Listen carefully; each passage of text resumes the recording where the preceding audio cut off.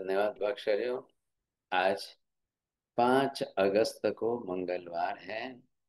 आज से हम एक नया विषय प्रारंभ कर रहे हैं।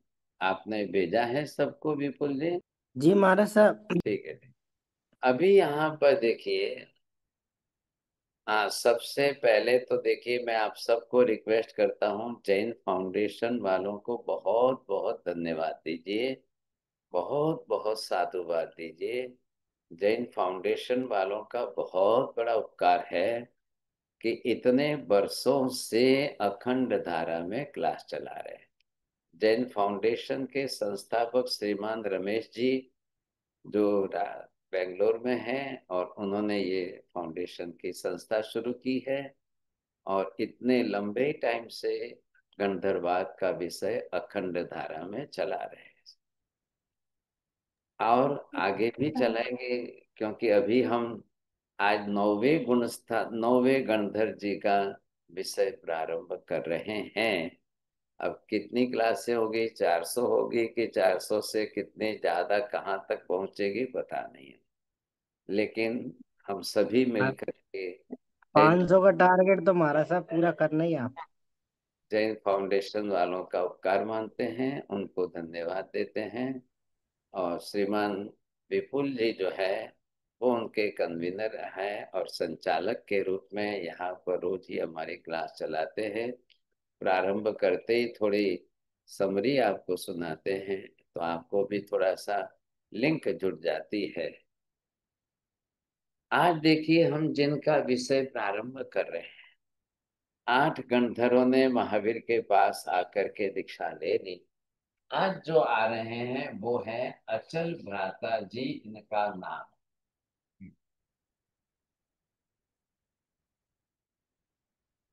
वैसे आपको ख्याल आ जाएगा कि ये भी बंगाल की बंग भूमि जो है वहां के हैं ये। तो कोसला उनकी नगरी थी।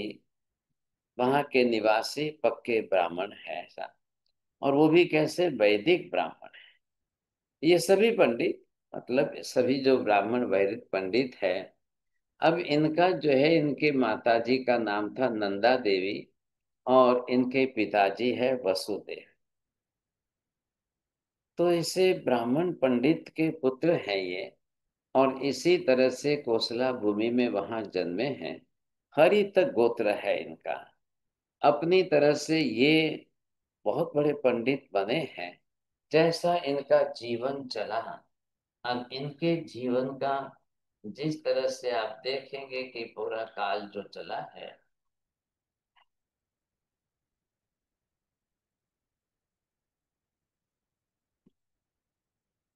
आपको सुनकर आश्चर्य होगा कि जितना महावीर स्वामी का आयुष्य था, इतना ही अचल भ्राता जी का भी आयुष्य है। ये भी पहुंचते पहुंचते 72 बरस की आयु तक जीवन जीते हैं। और यहाँ तक आते आते करीब 46 की उम्र में यहाँ तक पहुंचे। 43 साल की इस उम्र में महावीर के पास आ रहे हैं। आज पहली बार जब महावीर के पास आ रहे हैं, तब ये अपने 300 शिष्यों को साथ में लेकर चले।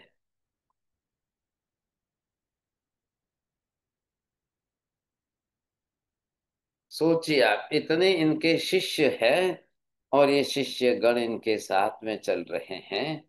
तो ये इनकी बहुत बड़ी विशेषता है। बात ये है, वेद आदि पढ़ते पढ़ते पढ़ते इन्होंने भी कब वहां पर क्या बातें सुनी, कैसी बातें सुनी, किस प्रकार का अभ्यास किया, वेदों में कहा इनके पढ़ने में क्या आया, इसके कारण कई बातों में इनको भी जो है शंकाओं का प्रश्न तो खड़ा रहा। ऐसी स्थिति के अंदर ये पंडित जी जब आए हैं, तो यहाँ पर जो है ये अपनी तरह से भगवान के पास अपना विषय लेकर आए।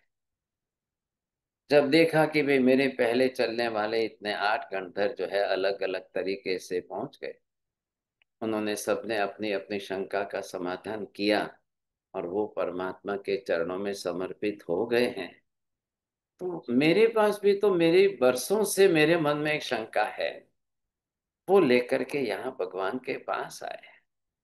आज ये भगवान के पास डिस्कशन करेंगे, चर्चा विचारणा चलेगी, और इस विषय के ऊपर काफी अपनी तरह से ये पूर्व पक्ष रखेंगे। अब तक जब हमने 8 गणधरों के विषयों के जो प्रश्न सुने हैं, आपने शंकाएं सुनी है, इनका विषय यहाँ पर जो प्रश्न आ रहा है, वो इन्होंने महावीर के पास पूछा है, क्या पुण्य है या नहीं।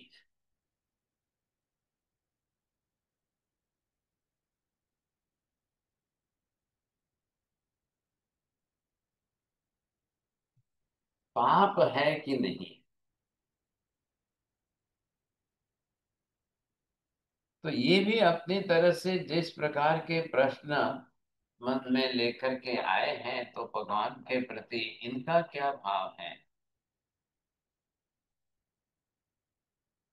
आखिर ये प्रश्न इनको हुए हुए तो क्यों हुए, वो भी हमके समझना है। अब ये 46 बरस की उम्र में भगवान के पास दीक्षा लेंगे, यहाँ इनकी दीक्षा होगी। 12 बरस तक ये जो है छद्मस्त रहेंगे।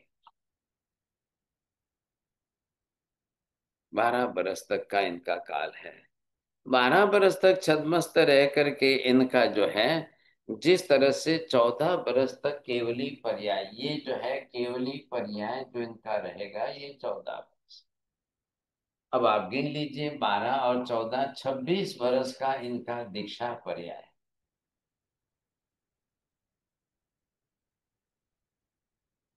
26 बरस दीक्षा जीवन में रहकर साधु पर्याय को पालते हुए 72 बरस का आयुष्य पूर्ण करके मोक्ष में तो जाएंगे ही जाएंगे, केवल ज्ञान प्राप्त करके जाएंगे। यहाँ पर इनको अपनी तरह से केवल ज्ञान प्राप्त हो। ये मैंने एक थोड़ा सा इन शॉर्ट संक्षेप में आपको बताया। राजगृह नगरी में जब ये पधारे हैं, वहां पर इनका अब यहाँ निर्माण होगा तब। तो बात क्या है, इन्होंने आप ही अपने अंदर ये प्रश्न क्यों उठाया, कैसे आई बात। आपने पहले जिन जिन गणधरों के विषय में काफी बातें सुनी हैं, तो वहां पर बात आई, किसकी बात आई, आत्मा की। अब आत्मा की बात आई, उसी को इन्होंने पुरुष ऐसा नाम दे दिया है। ये जब पुरुष शब्द से पकड़ के बैठे हैं, तो इनका ये कहना है कि बस जो कुछ है वो सर्वम इदम खलु ब्रह्म। सुना है आपने भी कहीं पर ऐसे शब्द, सर्वम खलु इदम ब्रह्म। बस पूरे जगत के अंदर सब कुछ जो है वो ब्रह्म ही ब्रह्म है। शंकराचार्य जी का भी ये वेद वाक्य है, उनका मुख्य वाक्य, नेह नानास्ति किंचन।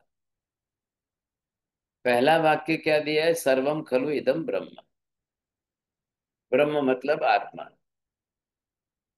संपूर्ण विश्व के अंदर सिर्फ आत्मा है, बाकी और कुछ नहीं है। नेह नानास्ति किंचन, बस इसके सिवाय कुछ है नहीं। अब मैं लिख देता हूं, ये 2 वाक्य आपको लिख लेने चाहिए, ये लिख लेना।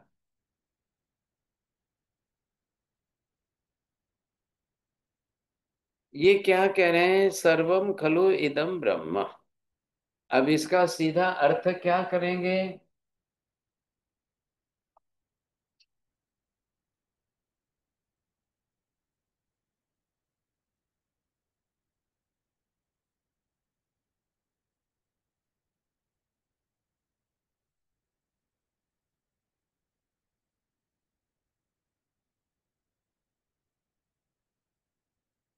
हाँ जी, अब आपको ख्याल आ गया, ये इनके वाक्य है। ये मैंने अर्थ लिख दिया है सामने। बोलिए, पढ़ेंगे आप। आशा बहन जी पढ़िए। अध्ययनोदमि सर्व खलु इदं ब्रह्म जो है वह सिर्फ ब्रह्म आत्मा ही है। दूसरा है नेह ना नास्ति किंचन, अन्य कुछ है ही नहीं। मनीषा बहन जी जरा बोलो बस। जी गुरु जी। सर्वम खलु इदम ब्रह्म, जो है वह सिर्फ ब्रह्म है, आत्मा ही है। नेहना नास्ति किंचन, अन्य कुछ है ही नहीं। अब ये जो है इतना इन्होंने रट लिया है, ऐसा इन्होंने रट लिया है, ऐसा इन्होंने पकड़ लिया है। अब एक बात जरूर समझ लो, उनके हिसाब से ऐसा मानना उनका सम्यक दर्शन है। मतलब मैं सम्यक दर्शन अपना शब्द प्रयोग करता हूं, उनके लिए ये रटाया जाता है उनको। ये उनके सूत्र है, ये फॉर्मूला जो सूत्र है ना, ये रटो पहले आप। रोज बोलना है, रोज बोलना है, बार बार आपको यही बोलना है बस। सर्वम खलु इदम ब्रह्म। बस दुनिया में जो कुछ है सिर्फ आत्मा ही आत्मा है। नेह नानास्ति किंचन, इसके सिवाय और कुछ है ही नहीं। ख्याल है, आगे ये शब्द जोड़ दो इसको।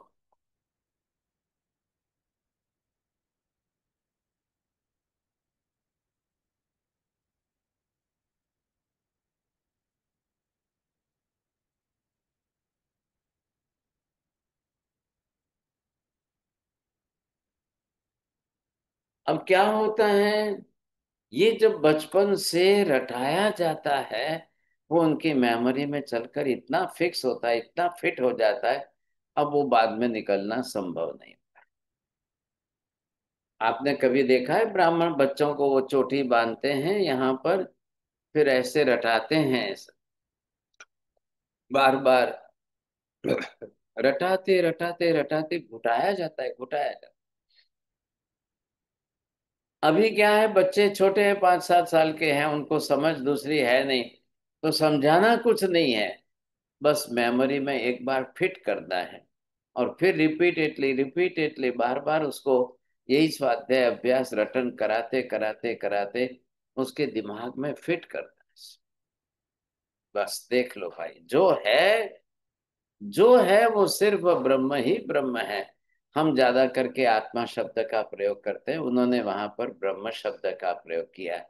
ये ध्यान रखना, यहाँ पर एक शब्द जो है ब्रह्म, और दूसरा आपकी जानकारी के लिए खाली लिखता हूं, ये है क्या, फर्क क्या है दोनों में। ये शब्द बोलिए, क्या फर्क है। ये ब्रह्मा है गुरु जी। हाँ, फर्क क्या है। ब्रह्मा गुरु जी जो देव मानते हैं ना गुरु जी, जो देव, ये ब्रह्मा विष्णु महेश ये मानते हैं, उनमें से एक एक है। ब्रह्म और एक ब्रह्मा। चलो बहुत धन्यवाद। ये इन्होंने सृष्टि के सर्जनहार को ब्रह्मा ऐसे देव के रूप में नाम संज्ञा दी, और यहाँ ब्रह्म सिर्फ आत्मा के लिए। ख्याल आ गया आपको। तो अब यहाँ पर ये, क्योंकि ये भी ध्यान में रहना चाहिए, आप ब्रह्म में रहोगे, कई बार ये शब्द आ गया, कई बार ये शब्द आ गया, आपको पता नहीं चलेगा, और कहीं ना कहीं के शब्द को पकड़ बैठेंगे तो अर्थ का अनर्थ हो जाएगा। लेकिन रटाया क्या इन्होंने, जो है वो सिर्फ केवल ब्रह्म ही ब्रह्म है, आत्मा ही आत्मा है। अब उसके सिवा कुछ है नहीं। अब इसको क्या कहना, ब्रह्मवाद कहते हैं ये।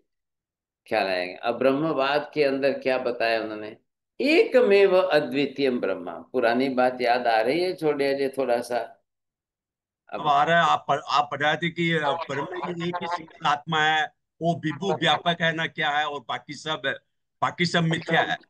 चलो चलो ठीक है, आपकी बादाम की बर्फी कुछ काम तो आ रही है। चलो चलो। अब ये जो है एकमेव अद्वितीयम, वो अलग विषय हो गया, ये अलग विषय। वो क्या कह रहे हैं, शब्दों का फर्क करेंगे ना तो अर्थ आपको ख्याल आ जाएगा। एकमेव अद्वितीयम ब्रह्मा, एक ही ब्रह्मा है, उसके जैसा दूसरा कोई नहीं है। अब उस वाक्य में दूसरे का निषेध है कि सादृश्यता का निषेध है। आ रही है बात समझ में? किसको समझ में आ रही है बोलो। अब क्या है विभा बहन जी, आपके तो बहुत उपवास चल रहे हैं ना। बोलिए जी मीना सर। बहन। मीना बहन जी बोलो। What is the difference between two?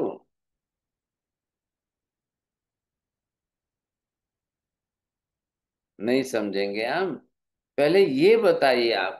मैं दोनों वाक्यों को अलग अलग कर देता हूं तब आपको ख्याल आएगा कि कैसे इनकी मान्यता क्या बैठती है।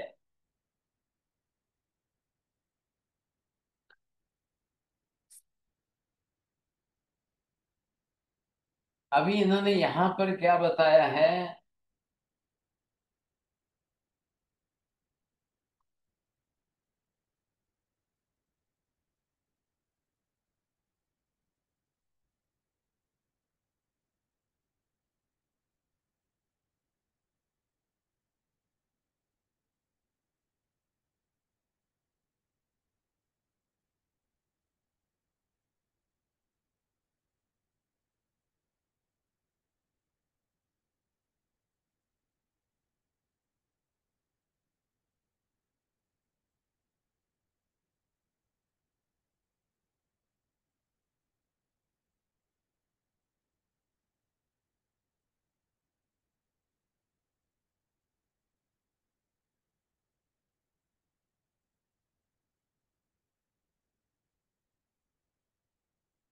बोलिए। अब पढ़ के देखिए जैन साहब, क्या लगता है फर्क आपको? साइट का नहीं दिख रहा।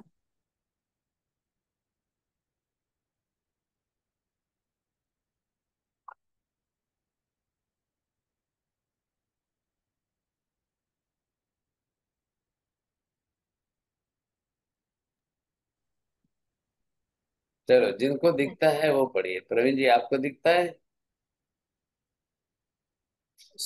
सर्वं खलु इदं ब्रह्मा इदु इदं ब्रह्मा एवमेव आदित्रियं ब्रह्मा। आप गलत ना पढ़िए ना, ये देख।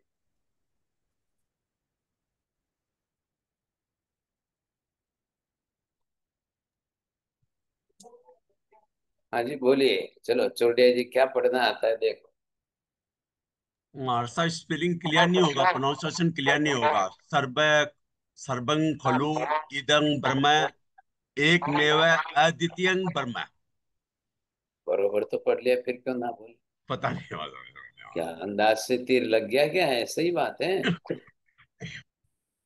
बोलिए शिवा में जी बोलो, क्या पढ़ने में आता है? हाँ, सर्वम खलु इदम ब्रह्म एकमेव अद्वितीयम ब्रह्म। सर एक ब्रह्म ही है और दूसरी तरफ भी मैं कहता कि सिर्फ ब्रह्म एक ही ब्रह्म अद्वितीय, दूसरा कोई है ही नहीं है। बोलो अब किसको अर्थ करना आता है अच्छी तरह से, क्या फर्क करके अर्थ बैठाइए। बोलिए प्रीति बहन जी, विभा बहन जी बोलो। मैं बोलूं सर जी? सर जी, सर्वम खलु इदम ब्रह्म का अर्थ है जो है वही सिर्फ आत्मा ही है। मतलब वो आत्मा के बारे में कह रहे हैं। और एकमेव अद्वितीय ब्रह्म, तो वो देव के बारे में बता रहे हैं कि ये एक ही देव है जो ब्रह्म, वो उसके अद्वितीय है, मतलब वो दूसरे इनके जैसे कोई नहीं है। गुरु जी हो सकता है वो एक ब्रह्म का मतलब एक ही आत्मा मान रहे हो और आत्मा है ही नहीं। आत्मा सबसे अनोखा है।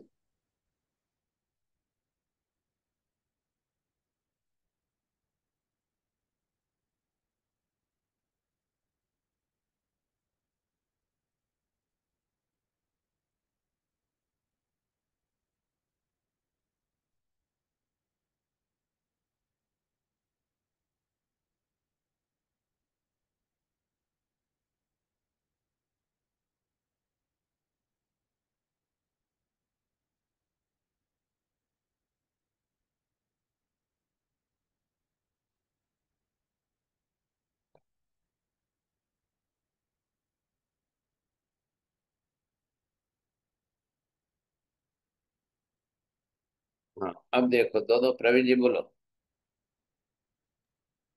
सब कुछ जो है वो सिर्फ ब्रह्मा ही है। एक ब्रह्मा ही है, उसके जैसा दूसरा कोई और है ही नहीं है।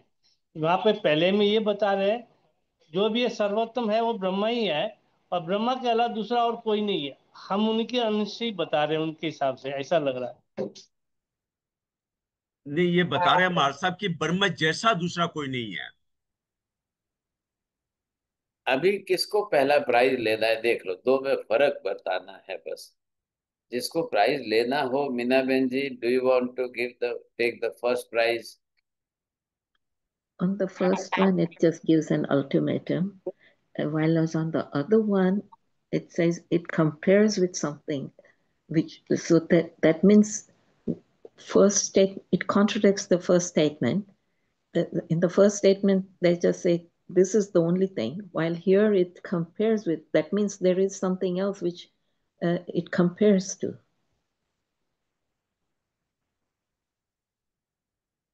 अब जो और एक्सपर्ट हो तो बोल दो भाई साहब। गुरु जी मैं बोलूं, एक बार नहीं कोशिश नहीं, करूं। आपने 3 बार बोल दिया, अब नहीं बोलेंगे बस। साहेब जी मैं कहूँ?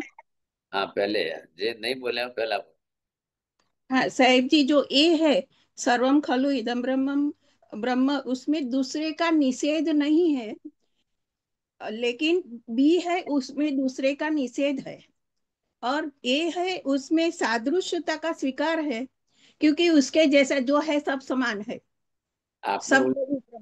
उल्टा और कर दिया। इसमें देखो जो बोलना है ना वो हाँ, आप इसका मीनिंग करके इसमें बोल रहे हैं।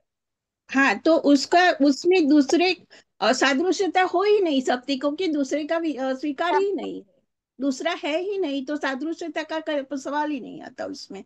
अब पहले आपने जो बोला ना उसका फर्क यहाँ इसमें बैठा दिया। हाँ, उसमें दूसरे का निषेध नहीं है गुरुजी, पहले जो ये है उसमें दूसरे का निषेध नहीं है, दूसरा है, जो भी है मतलब सर्व है, तो दूसरा तो है ही, लेकिन सब समान है, सब ब्रह्म है मतलब सब समान है, सादृश्यता है। आपका भी बहुत, इतना बोलते हो इतना बोलते हो इतना बोलते हो, 10 वाक्य बैठा कर घूमते थे।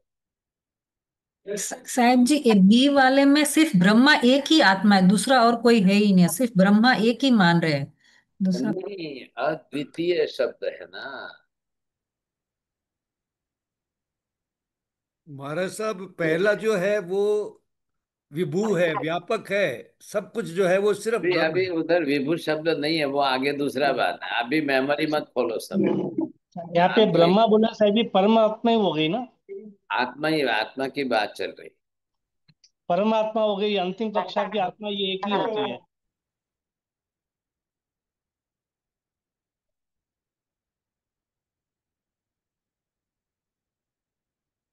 अब यहाँ सर्वम, सबको ये ब्रह्म कह रहे हैं। जो सब कुछ है वो सब ब्रह्म रूप ही है बस। आप सबका निषेध तो नहीं कर लेना, तो ख्याल आ गया आपको। लेकिन सबको ब्रह्म स्वरूप बोलिए, मतलब एक के सिवाय अन्य कितने हो गए। यहाँ सादृश्यता का निषेध नहीं है, संख्या भी बहुत मान रहे हैं। ये वेद वाक्य अलग हो जाएगा, ये कह रहे हैं उसके जैसा दूसरा नहीं है। ये एक पर आके अड़ग रह गए सब, इनको एक पर रुकना है, एकम एव। अब इसका अर्थ निकालने वाले अलग अलग करेंगे। ख्याल आया? अर्थ अलग अलग कितने होंगे? अरे हाँ भाई हाँ, ब्रह्म के जैसा दूसरा नहीं है तो दूसरे का निषेध थोड़ी है। जो ब्रह्म के जैसा नहीं है उसके अस्तित्व का स्वीकार करना कि नहीं? बोलिए, समझ में आ रही है बात? जी गुरु जी, उसका है, अस्तित्व है उसका। ब्रह्म के, एक ब्रह्म के जैसा दूसरा नहीं है। मैं यहाँ पर पूछता हूँ कि चौड़िया जी के जैसे कितने और अन्य चौड़िया जी है? 1000, 2000, लाख, 2 लाख है क्या? कोई भी नहीं है गुरु जी। चौड़िया जी, सरनेम चौड़िया जी रखने वाले तो 1000 मिलेंगे, लेकिन इनके जैसे दूसरे कौन? अब जैसे का मतलब क्या? सेम टू सेम जेरोक्स होनी चाहिए। क्या लगेगा? अब वो सेम टू सेम जेरोक्स के अंदर इनके जैसी ही आदत वाले, इनके जैसा है, रोज रसगुल्ला खाने वाले, रोज बादाम की बर्फी खाने वाले, रोज मिठाई खाने वाले, रोज अब वो सब इनकी श्रीमती जी जो बताएंगे एक एक एक एक, अब वैसा ढूंढने जाओ साहब, कहाँ मिलेंगे? बम्बई में तो नहीं है साहब कोई रोज रसगुल्ला खाने वाले। अब ऐसे हो और फिर वो चोरडिया हो, तो फिर हम कहेंगे कि भैया एक के जैसे दूसरे बहुत है।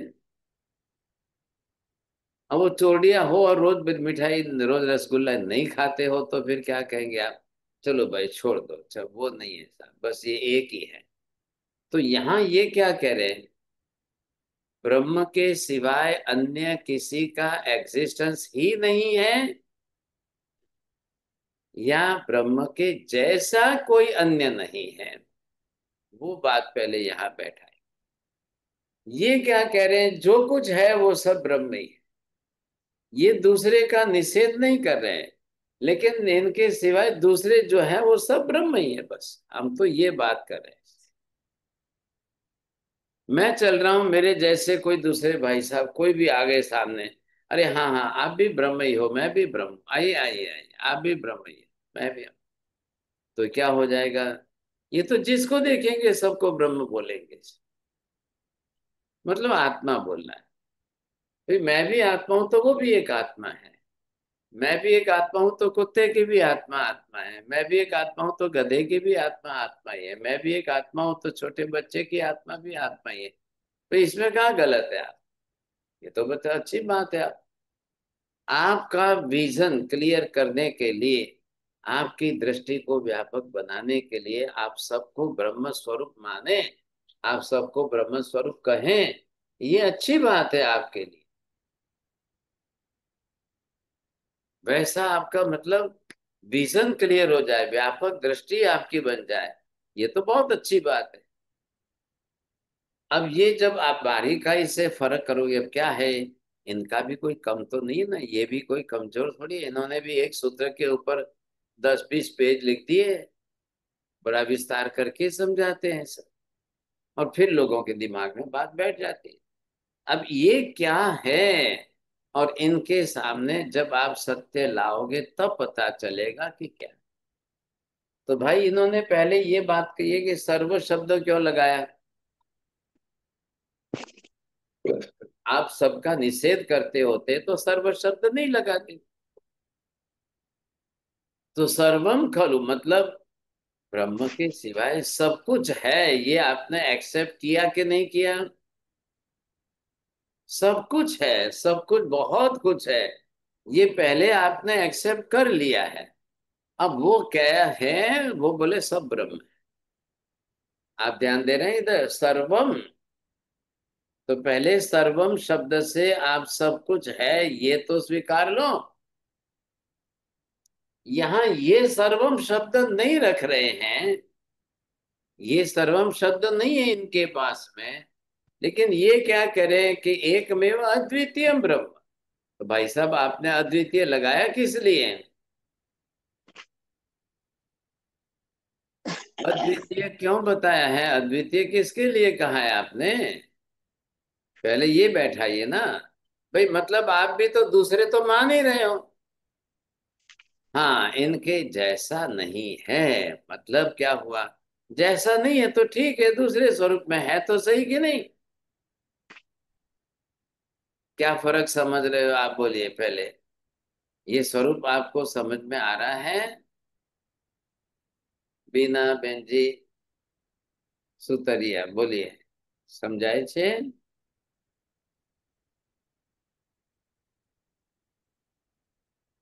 इधर मैंने सर्वम शब्द समझाया, इधर अद्वितीय समझाया, तो क्या बैठ रहा है?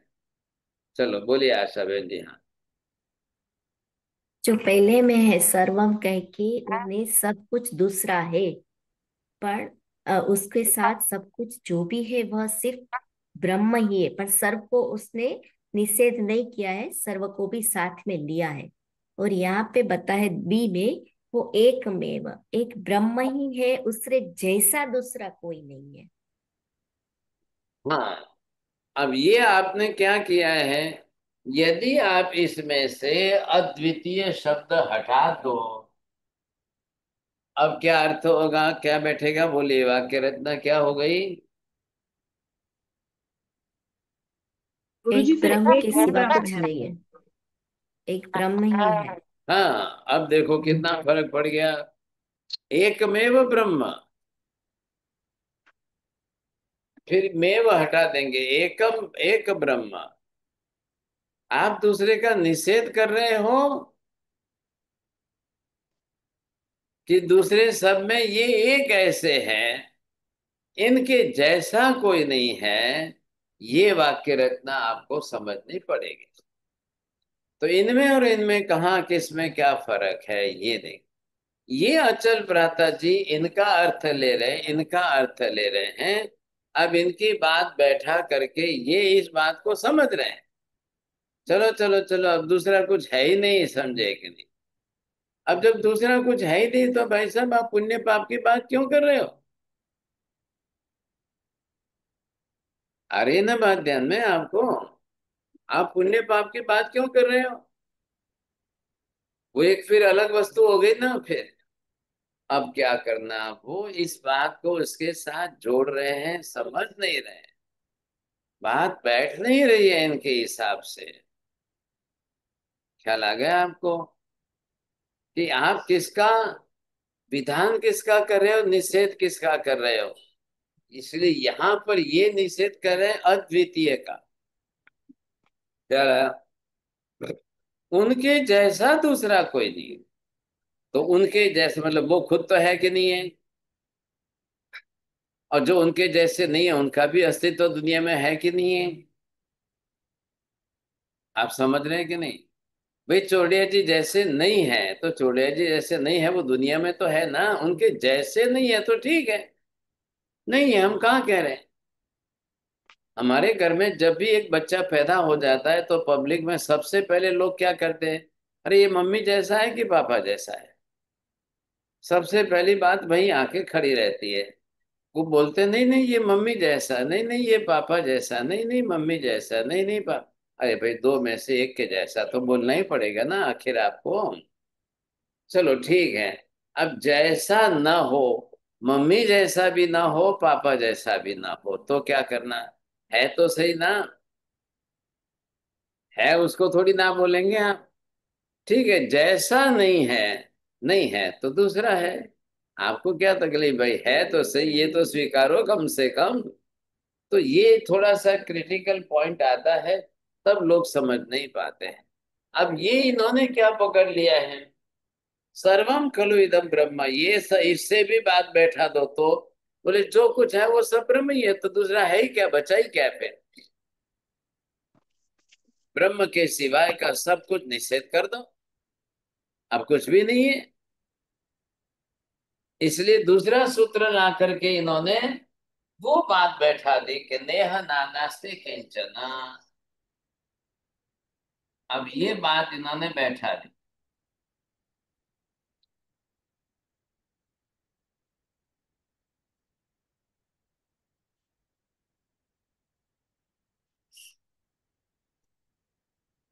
इह किंचन नास्ति, यहाँ अन्य कुछ है ही नहीं।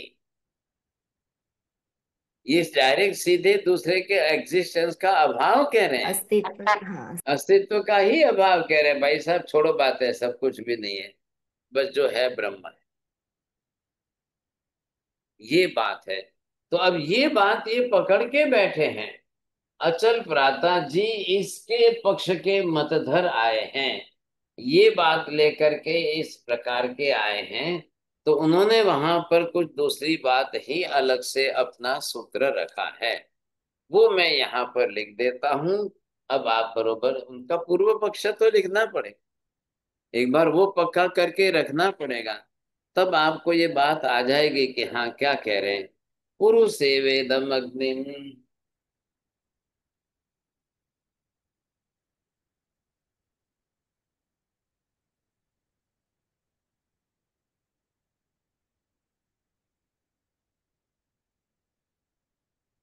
हाँ, पुरुष एव इदम सर्वम। यहाँ पुरुष शब्द जो इन्होंने लिया है वो आत्मा के लिए। यहाँ की एक डेफिनेशन इस प्रकार की अलग है कि पुरी शेते इति पुरुष। अभी शरीर में जो रहता है वो पुरुष है। अब ऐसा पुरुष जो है वही सब कुछ जगत में है, अन्य कुछ है ही नहीं। यद भूतम यच्च भाव्यम, भूतकाल में जो था, अब जितना भूतकाल में जो बीत गया, भूतकाल में जो था, यच्च भाव्यम, भविष्य में भी वही रहने ही वाला है, होने ही वाला है। अमृतत्व से ईशानो यद अन्येन अतिरोहति। ये क्या कहते हैं?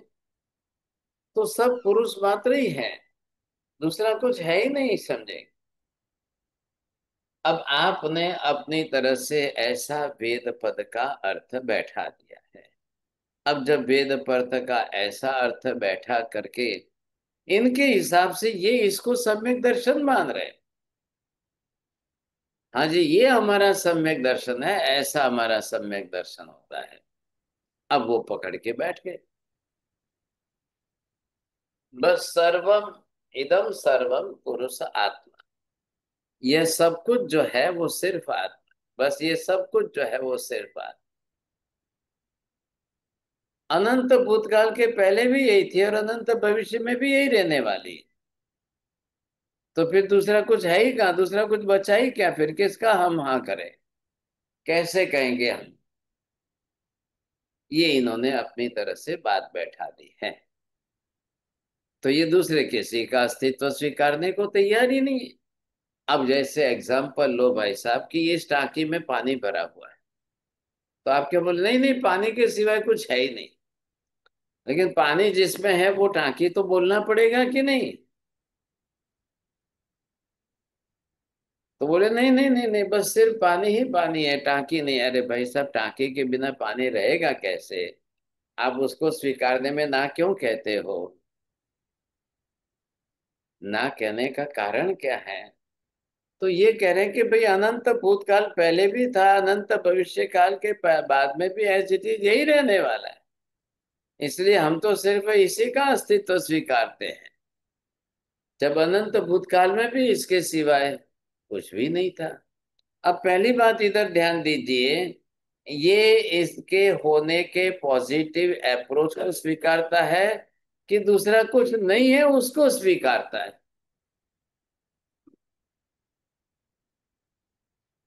ऐसा बोले ना, मेरा बेटा जो है सीबीएसई के बोर्ड में फर्स्ट क्लास फर्स्ट आया, अब इसका मतलब क्या हुआ?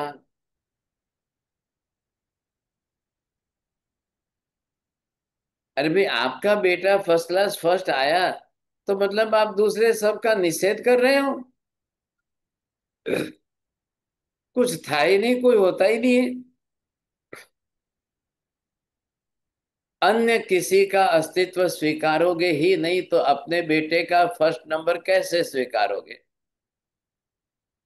पहले ये बोलिए आप। तो फिर आप अपने बेटे का फर्स्ट नंबर कैसे स्वीकारोगे? आपको फर्स्ट कहने के लिए दूसरों का भी अस्तित्व स्वीकारना ही पड़ेगा। ये बात भी इतनी ही अनिवार्य है। ख्याल आया आप? ये भी बात साथ में स्वीकारिए ना, फिर आपको क्या तकलीफ है? लेकिन हम ये बात स्वीकारें कि नहीं, बस एक है ही, दूसरा कोई है ही नहीं, ये गलती हमको नहीं करनी चाहिए। यहां पर इन्होंने इस बात को आग्रह के रूप में पकड़ा है। ध्यान रखिए, मिथ्यात्व कदाग्रह के साथ जुड़ता है। दुराग्रह कहिए, कदाग्रह चई कहिए, हठाग्रह कहिए, उसके साथ जुड़ता है मिथ्यात्व, बिना उसके नहीं चलता है। फिर आपको जो मत स्वीकारना है उसके लिए हाँ भरो, दूसरे के लिए मना करो, ये बात उचित कैसे लगती? बस बात इतनी सी है। अपने लिए हाँ कहते हो तो दूसरे का निषेध मत करो। लेकिन ये तो इन्होंने कारण पकड़ लिया, यद भूतम यच्च भाव्यम। अनंत भूतकाल पहले भी यही था और अनंत भविष्य काल के बाद भी यही रहने वाला। अरे तो ना कहाँ है, अस्तित्व इसी प्रकार का है। तो भूतकाल और भविष्य काल, ये भूत और भविष्य कारण नहीं है, उसके अस्तित्व का कारण नहीं है। भूत और भविष्य उसके अस्तित्व का समय बता रहा है, काल बता रहा है। उसको जोड़िए आप। क्या है, वेद पद है और पूर्व मत है इनका, पूर्व पक्ष क्या है। अब ये नहीं समझेंगे तो बात ही नहीं बैठेगी आगे। बेसिक चीज हमें समझनी पड़ती है। अब इसके ऊपर आपको जिसको जो जो विचार करना है कर लेना। ख्याल आ गया आपको? पहले मूल बात आपको बताई जाएगी, आप उसके हिसाब से विचार करके देख लेना, नहीं तो फिर पकड़ में नहीं आएगी बात। अचल भ्राता जी आए हैं, अब इन्होंने प्रश्न किया है। ख्याल है अब इनका डिस्कशन शुरू होगा। अब डिस्कशन शुरू होगा तभी तो हमें ख्याल आएगा ये क्यों क्यों ऐसा मत लेकर के आए हैं।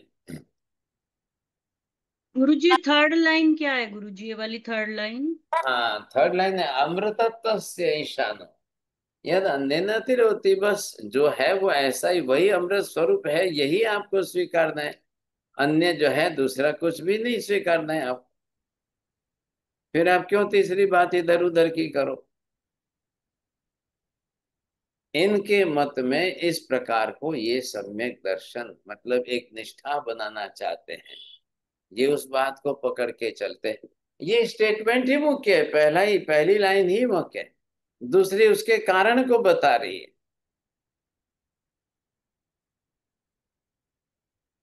फिर उस तीसरे के अंदर अन्य न रोती, ये तो सीधी सी बात है।